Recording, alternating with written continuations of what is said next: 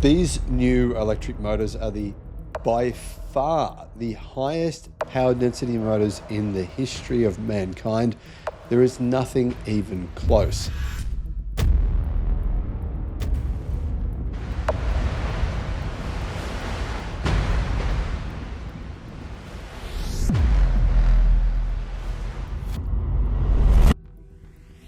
And today we're looking at reasons why electric motors overheat and how to prevent it.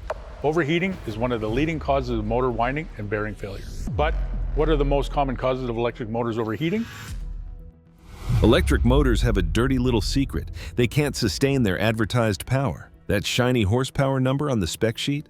In real-world conditions, especially under heavy load, most electric motors can only deliver a fraction of that power continuously before they start cooking themselves from the inside out.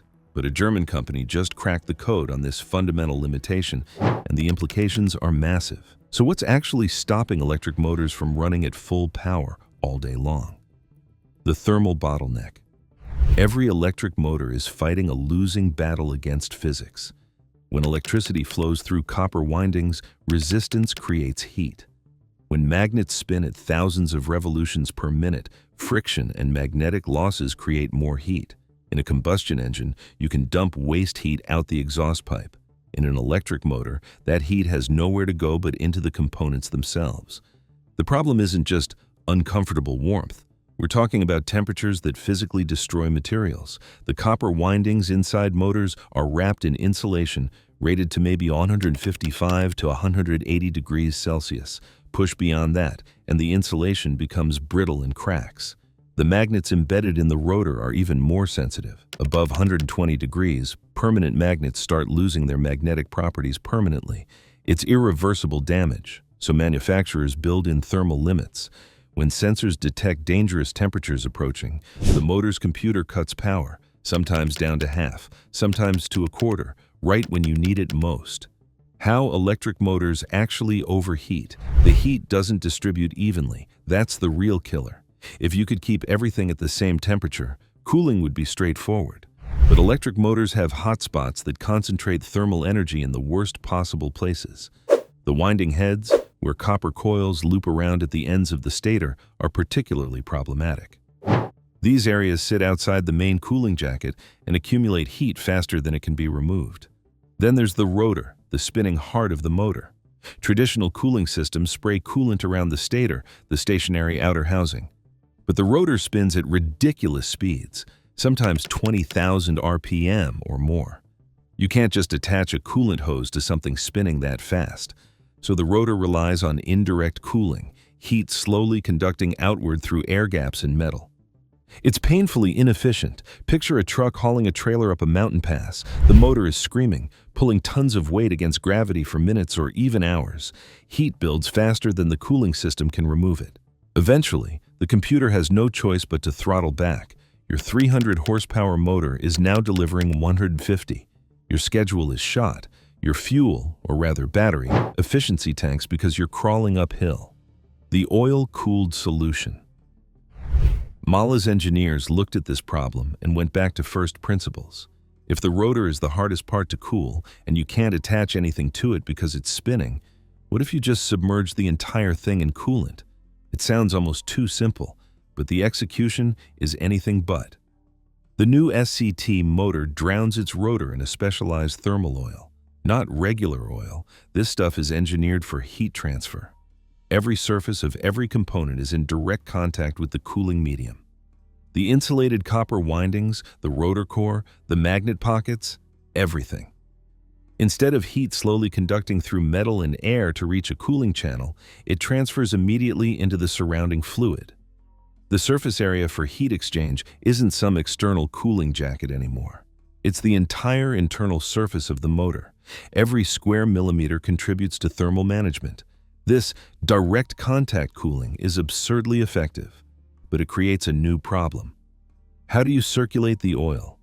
A separate pump adds complexity, weight, cost, and another potential failure point. It also consumes energy, eating into the motor's efficiency. Mahle's solution eliminates the pump entirely, and that's where the design gets genuinely clever. The centrifugal pump innovation. The rotor itself becomes the pump. When the rotor spins, it creates centrifugal force, the same force that pushes you to the outside of a turning car. Oil inside and around the rotor gets flung outward by this force. It's automatic, driven by the motor's own operation. The faster the motor spins, the harder it works, the more heat it generates, but also the more aggressively it pumps coolant. The system scales with demand. Hot oil gets pushed outward under pressure to a heat exchanger, where it dumps thermal energy into a secondary cooling loop, likely connected to the vehicle's main cooling system. Cooled oil then flows back toward the center of the rotor, drawn by the pressure differential the spinning creates. It's a closed loop with no external pump required. Tesla and a few others have experimented with oil cooling, spraying oil onto components or using oil jackets. But fully submerging the rotor and using its rotation as the pump mechanism, that's a different level. The elegance is in the simplicity. Fewer parts, fewer things to break, no parasitic power draw from a pump, and the cooling performance is exceptional. Real-world performance numbers. MAHLE claims their single motor can sustain roughly 90% of its peak power indefinitely, not for a few minutes, indefinitely. Compare that to many electric motors that drop to 50% or even 25% of peak power under sustained load. The gap is enormous. In dual motor configuration, what MAHLE calls the double SCT, the system hits 92% sustained power.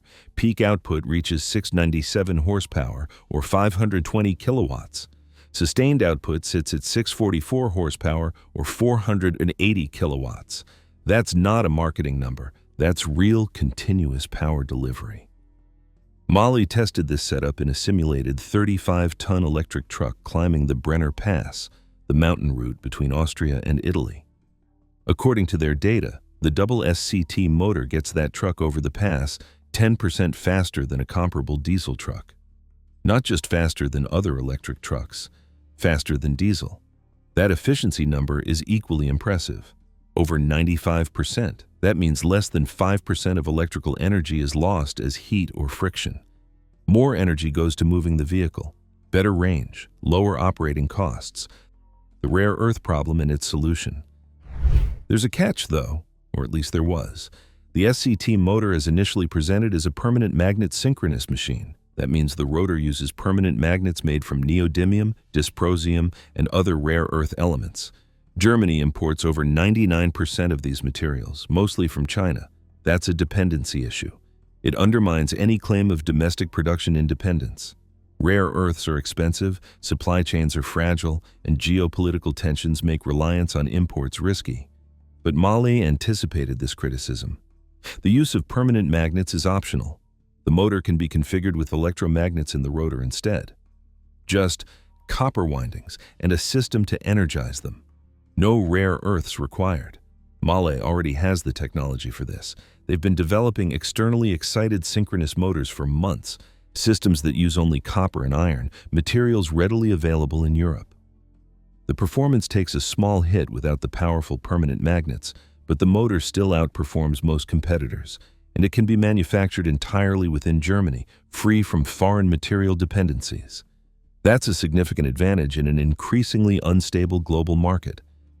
Germany's position in electric motor technology. Germany's automotive industry has taken a beating in recent years. Sales are down. Market share is shrinking, especially against Chinese competitors like BYD and American companies like Tesla. The narrative has been one of decline, of a once dominant industry falling behind in the electric transition. But that narrative misses important developments happening in the background. Companies like MAHLE, Vitesco, and Continental are pushing serious innovation in electric drivetrains, not flashy consumer-facing stuff, deep engineering, motors, inverters, thermal systems, the unglamorous guts of electric vehicles. And in some cases, these German components are outperforming what Tesla and Chinese manufacturers are using. The double SCT motor is a prime example. It solves a problem that's been plaguing the industry for years. Thermal management under sustained load. It does so with an elegant, efficient design that reduces complexity rather than adding it. This isn't just incremental improvement, it's a legitimate technological leap. The electric motor game isn't over, not by a long shot. What Mala has done here is prove that fundamental engineering problems still have solutions waiting to be found. The thermal bottleneck that's limited electric motors for decades, it's solvable. And sometimes the best solutions are the ones that work with the physics instead of against it. Spinning metal can be a pump, oil can be a thermal highway, and maybe, just maybe, the old industrial powers still have a few tricks left to play.